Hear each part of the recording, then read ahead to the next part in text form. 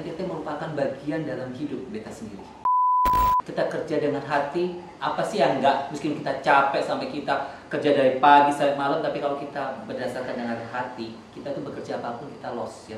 Lebih tenang, lebih senang dengan apa yang kita lakukan gitu loh. Jangankan dirimu, sembuh pun kan marah bila terlalu sakit lagi.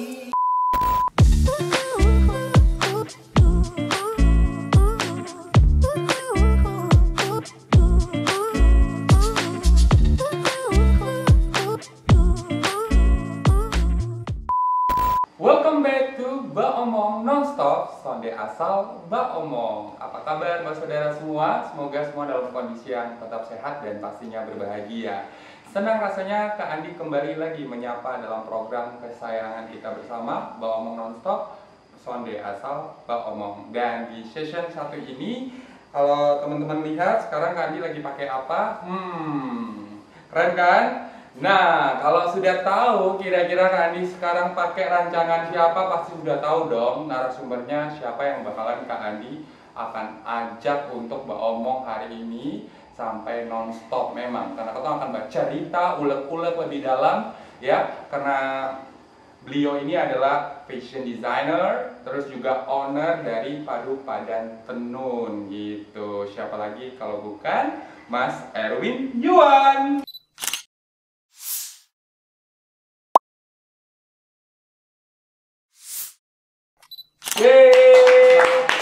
Welcome home, selamat datang. Terima kasih atas undangannya loh. Selalu ini kita sangat my pleasure juga karena Mas Erwin mau menyempatkan waktu Amin. untuk hadir di sini. Untuk diri kamu apa sih yang tinggi? Keren banget Mas Erwin. Hari ini kita bakalan membahas topik nih mengenai berkarya dari NTT gitu ya. Berkarya dari NTT menjadi topik yang akan kita bahas bareng sama Mas Erwin. Dan pastinya sebelum kita bahas seperti biasa ya, seperti yang lalu-lalu kita akan bermain games, dan gamesnya namanya Rogo-Rogo.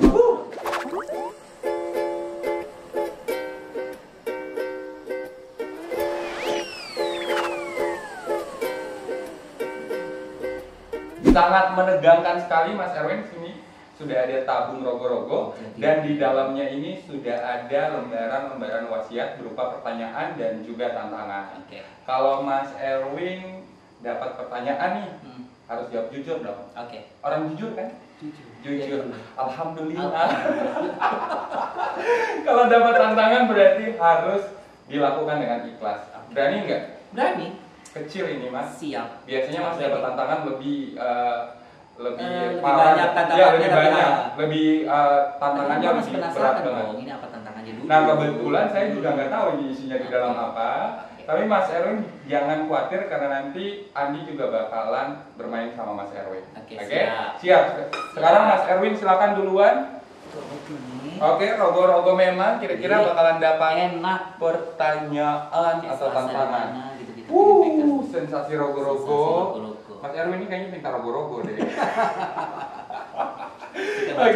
Oke, baiklah. Wow, Mas Erwin, ini adalah tantangan. Oke. Iya. Mas Erwin harus mengekspresikan salami satu alis nih, kan Mas Erwin kan salam satu alis nih, gitu ya. Terus kalian itu juga ekspresinya dengan kata I love you. Bisa nggak? Insya Allah bisa ya. Oke. Harus diusahakan. Harus dong. Harus. Masa owner dari Padu Padan Tenun takut tantangan sekecil ini? Ya. Oke. Saya hitung ya. Saya hitung. Besok mulainya. Sekarang. Ya. 1, 2, 3. I love you. Oke, berhasil. Sekarang giliran saya lagi. Saya dapat apa kira-kira ya? Baca ya. Coba. Ini apa? Apa ya? Mudah-mudahan. Gampang sih pertanyaannya sih. Apa tuh? Apakah hal yang menurutmu paling menonjol dari diri kamu? Oke, yang paling menonjol dari diri saya adalah tinggi badan saya. Kenapa? Ya karena kalau ya Mas Erwin tahu nggak kalau di feed IG-nya Andi itu kan biasa Andi suka traveling, ya kan. sebelum pandemi sih pastinya gitu ya. Jadi kalau berasa traveling terus juga dengan tinggi badan yang kayak gini, jadi sampai di luar negeri itu kayak nggak kecil banget. Jadi kerasa ya. Iya, jadi berasa banget, Berasa banget, ya. Iya, berasa banget dan benar-benar akhirnya kayak oke, gue kayak orang-orang luar negeri juga gitu, nggak jauh beda ukuran tinggi badannya. Oh begitu. Jadi nggak terlalu kecil-kecil banget, mungil-mungil tuh nggak. Jadi merasa pede ya gitu ya. Pede banget dengan tinggi badan. Ini kan Oke. modal banget. Oke. Ini kapan digait mas? Nanti ya. Di belakang. Nanti jangan Oke, kasih sini. good. Oke. Sekali lagi kita main mas, ayo. Lagi ya. Lagi dong. Kira cuma satu. Enggak, Enak tapi enak. enak. Nanti aku bantuin Tapi baca nggak lagi. nemu loh. Oh ini ada. Ada? Coba. Iya, coba ya. Apa lagi ini? Oke, ini tantangan lagi mas, lagi-lagi tantangan. Oh. Kayaknya mas Erwin untuk hari ini adalah Tantangan hari terus ya? tantangan, gitu. Karena Oke, aku siap. karena tim kreatif kayaknya tahu mas Erwin tuh berani mengambil risiko, Mengambil risiko, gitu kan? iya. Siap, Oke, siap. menyanyikan salah satu lagu dangdut mas. Bisa lah ya, bisa lah. Ayo, salah satu lagu dangdut tapi nggak usah satu lagu. Oh saya lima ini. Rap doang juga boleh. Oke. Oke, Sar, sudah siap? Oke. So, ini kan menyanyikan lagu dangdut kan? Oke. Iya kan? Oke. Sadis banget. Iya. Oke, lagu siap deh. 1, 2, 3. Jangankan dirimu, sembuh pun kan marah bila terlalu sakit begini. Good job. Ternyata Mas Erwin selain bisa mendesain jaket-jaket yang keren kayak gini, tapi ada potensi untuk menjadi penyanyi juga. Tapi belum mendalami sih. Jangan ambil hanya orang deh. Aduh, oke ini seru banget Mas Erwin, keren banget. Amin. Mas Erwin ternyata 2 tantangan rogo-rogo sudah bisa dilalui dengan baik ya. Dan kita langsung akan membahas topik kita berkarya dari NTT bareng sama Mas Erwin Yuwan pastinya di segmen Chit Chat bareng Mas Erwin.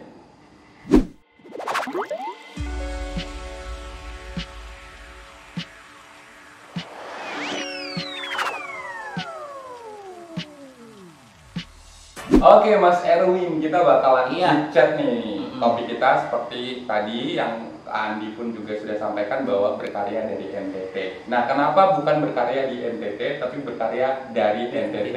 Karena kan memang jujur Mas Erwin bukan asli orang NTT kan? Saya orang asli Jawa. Orang Surabaya. Wong Jowo tapi berkarya di NTT gitu. Nah, ini banyak banget nih Mas titipan pertanyaan dari netizen sih sebenarnya. Netizen Julius. Saya bacain ya Mas ya. Jadi di sini ada pertanyaan dari netizen yang telah dirangkum oleh tim Mbak Omong Nonstop. Katanya kayak gini Mas, apakah pernah Mas Erwin mengalami diskriminasi karena bukan orang asli NTT tapi berkaryanya di NTT? Iya. Kalau aku bisa jujur ya, kalau aku rasa juga sih pas aku menginjakan kaki pada tahun 2009 tuh, akhir-akhir 2009, aku merasa pertama kali nih, karena aku udah adaptasi juga, ada suatu pekerjaan dan saya kebetulan masuk kuliah di Undana juga, daftar di Undana. Mungkin ada sedikit diskriminasi dari teman-teman sendiri dari ya istilahnya orang asli NTT kan, merasa melihat bahwa ini lu orang Jawa kok pakai acara-acara ikut-ikut kuliah-kuliah di sini gitu kan. Saya jarang banget ya orang yang mungkin yang orang-orang Jawa, orang-orang NTT lebih banyak kuliah di Jawa, sedangkan kita kita sendiri orang Jawa malah kebalikannya gitu. Tapi kalau kita merasa bahwa kita bisa mampu untuk bisa beradaptasi di depan mereka, karena mereka juga pasti akan tahu apa yang kita lakukan tuh bukan hanya untuk orang-orang, hanya untuk orang daerah aja toh, tapi kita juga sendiri. Kita itu orang Indonesia. Intinya aku merasa bahwa kita orang Indonesia, kita memiliki hak untuk bisa berdiam di mana saja selama kita bisa beradaptasi dimanapun, itu tidak ada masalah. Mungkin kita bisa flashback aja, mungkin banyak orang juga yang merasa diskriminasi, yang merasa dianggap lu ini sok lahir kayak di Kupang tapi sebenarnya bukan darah orang Kupang. Jadi kayak merasa kayak gimana gitu kan, mereka jadi merasa bahwa kok malah merasa Padahal gue itu lahir di Kupang, tapi orang tua bukan orang Kupang, orang Jawa, tapi kok malah merasa diskriminasi. Nah kalau aku posisi sendiri, aku orang luar datang ke sini, dan aku merasa sih banyak hal seperti itu. Tapi aku anggap biasa aja sih, karena apa? Aku pikir santai. Karena aku pikir ini Indonesia loh, ini Indonesia. Kita akan bawa, kita berkarya di mana saja. Even itu di luar negeri pun kita berhak. Jadi jangan anggap kalian-kalian ini merasa bahwa kalian tuh merasa jadi anak daerah, jadi merasa kamu memiliki jiwa daerah, tapi kalian belum melakukan sesuatu untuk daerah kamu sendiri. Benar nggak? Setuju banget. Padahal kalau Mas Erwin pergi ke luar daerah ya, maksudnya bukan NTT pun, misalkan ke Ambon, ke Papua, kemanapun gitu ya, pasti bawanya nama Nusa Tenggara Timur juga gitu. Jadi emang sempat awal-awal tuh sempat baper nggak? Sempat baper nggak? Baper sih iya sih, tapi kalau aku merasa sih manusiawi sih, tapi dalam artian aku cepat beradaptasi sih sama siapa aja sih cepat.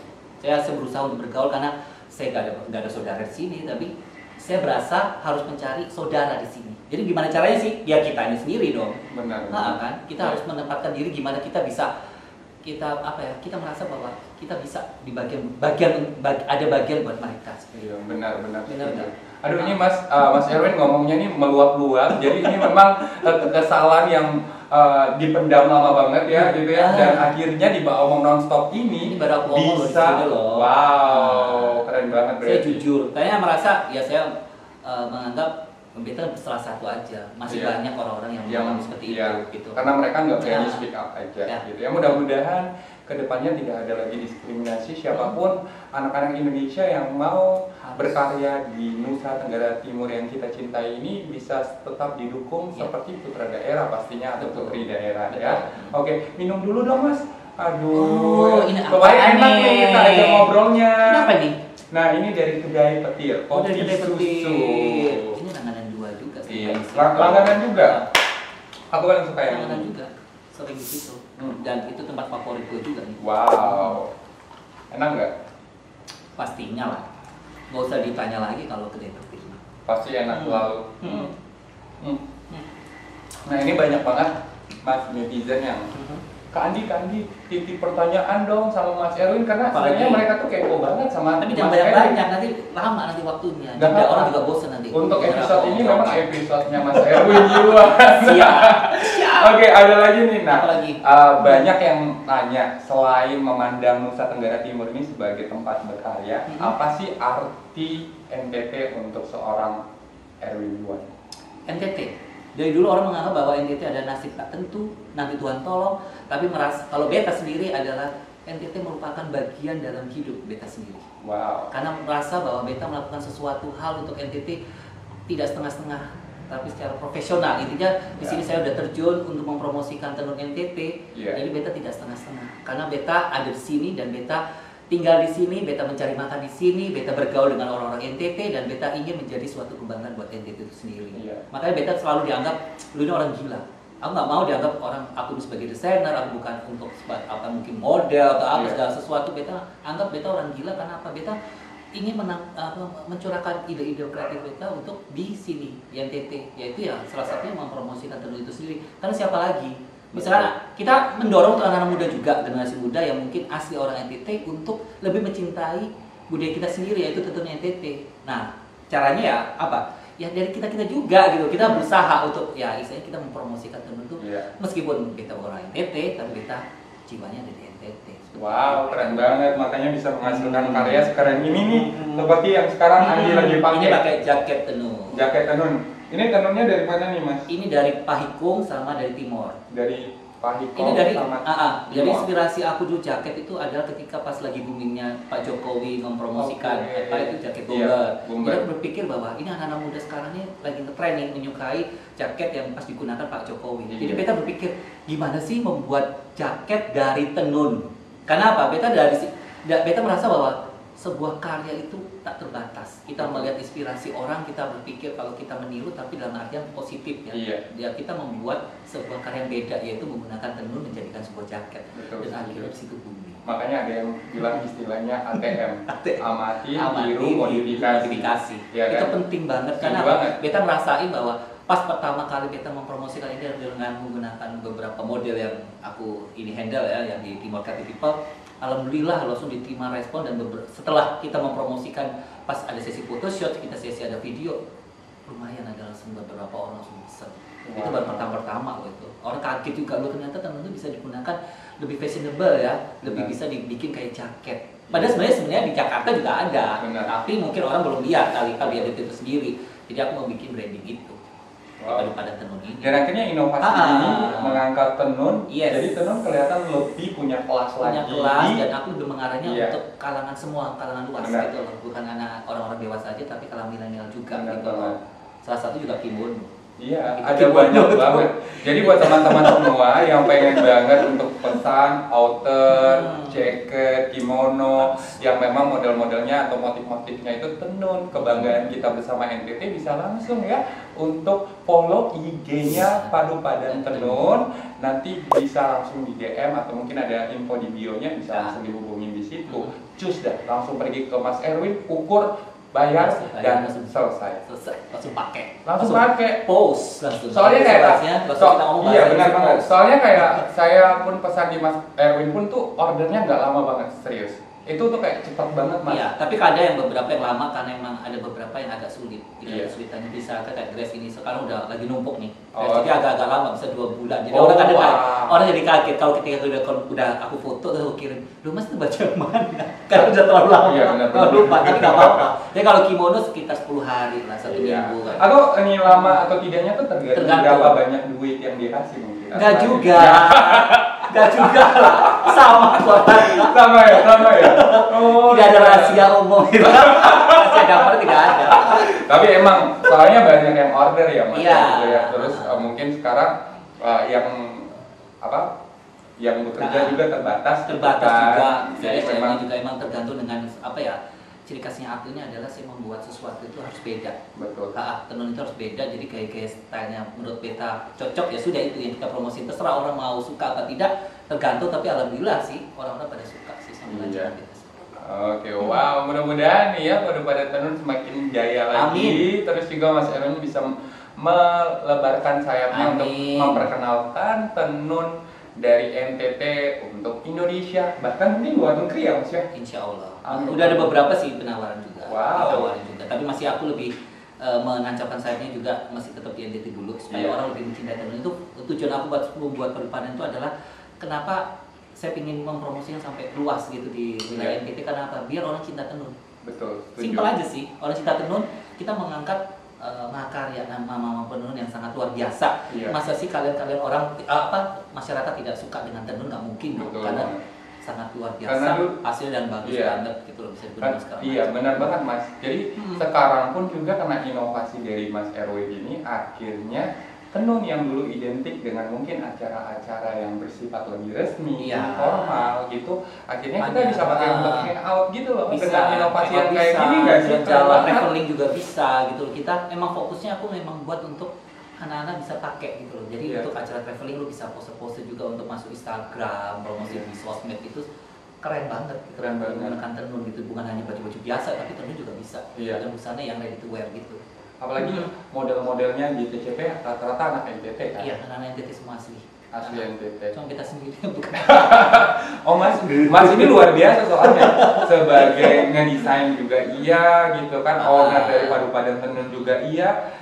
Bisa jadi model juga iya gitu ya. Lengkap aja, kebetulan harus mempromosikan tenun, jadi akhirnya udah pasrah sih, udah jadi model. Saya kira itu memang ambisi dari dulu pegang untuk bukan ambisi sih, karena suka aja, suka difoto. Tapi sebenarnya bukan foto model, bilang foto model enggak, kita orang gila aja. Orang mempromosikan jadi orang gila aja, jadi pose pakai tenun, tapi tetap harus profesional. Iya, soalnya posenya tuh model banget Mas. Mulai sudah. Gak usah dibahas. Ini bahas yang lain, pertanyaan lain dong. Pertanyaan. Oke. Kita lihat lagi pertanyaan dari netizen. Ini sebenarnya bukan pertanyaan netizen sih. Pertanyaannya Beta sendiri. Beta penasaran juga sih sebenarnya.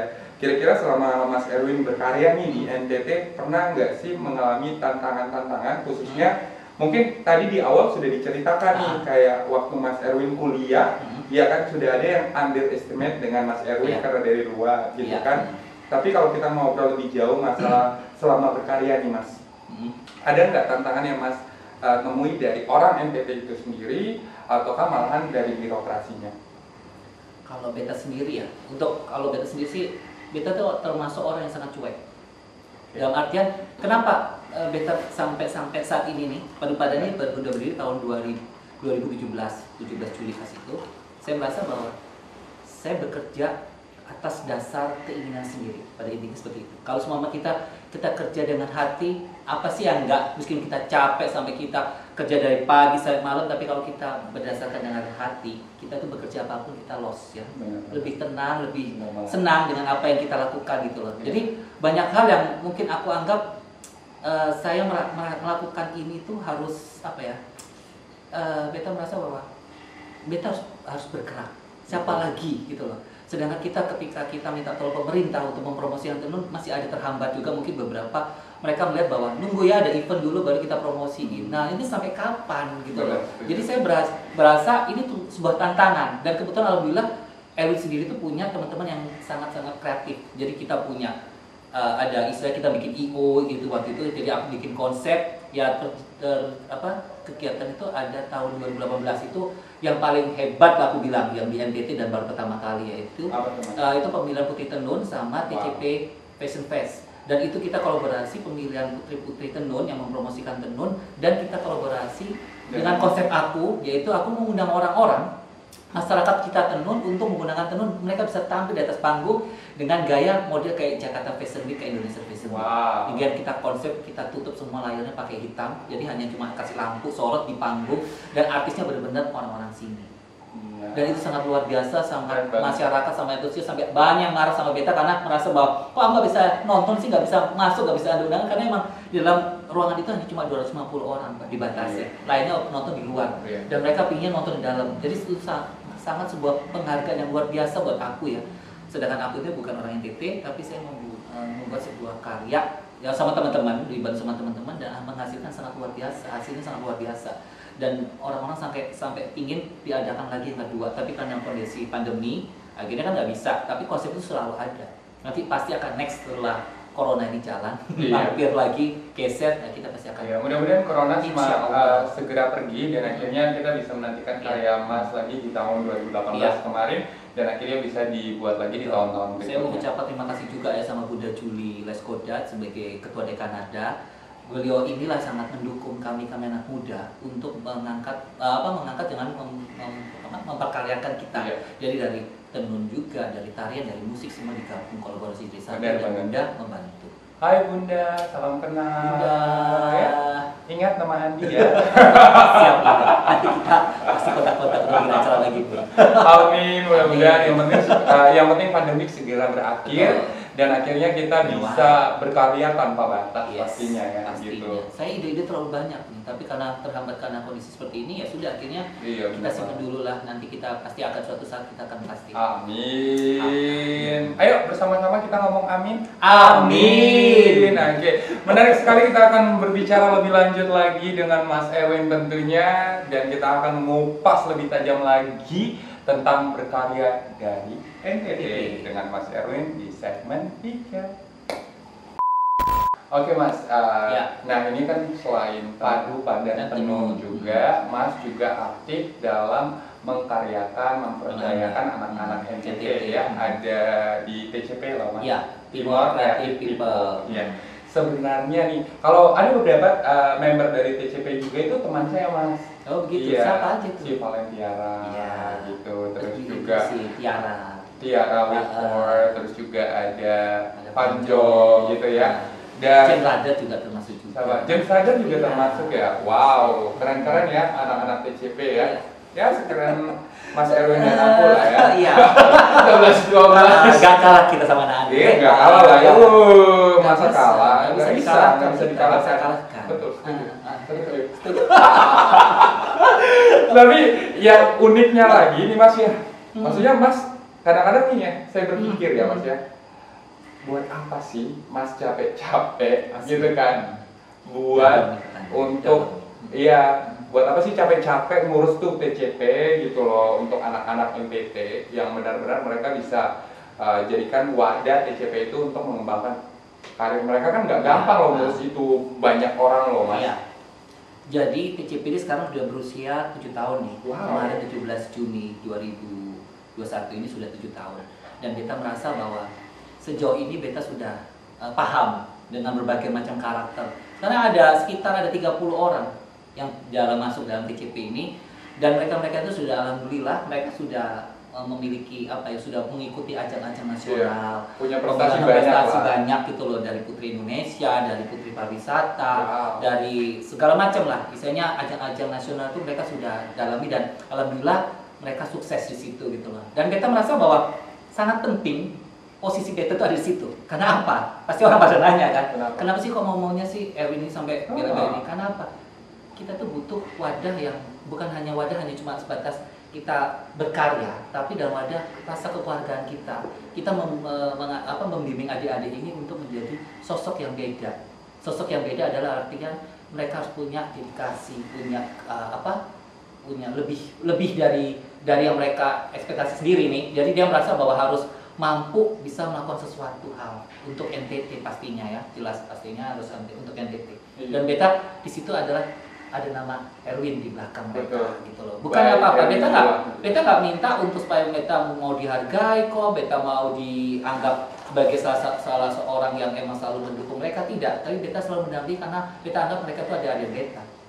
Adik-adik yang beta anggap bahwa karena harus kita ajar, kita kasih nasihat, kita bimbing lah sampai dia bisa, sampai ya istilahnya sampai sejauh ini mereka sudah berhasil gitu kan. Betul. Dan beberapa semua anak-anak ini udah ada banyak yang sudah berhasil, sudah jadi artis, sudah jadi model yang profesional juga. Ya, salah satu kayak Maria Jura juga itu salah satu model kita pas dia masuk tahun 2015 waktu itu. Wow.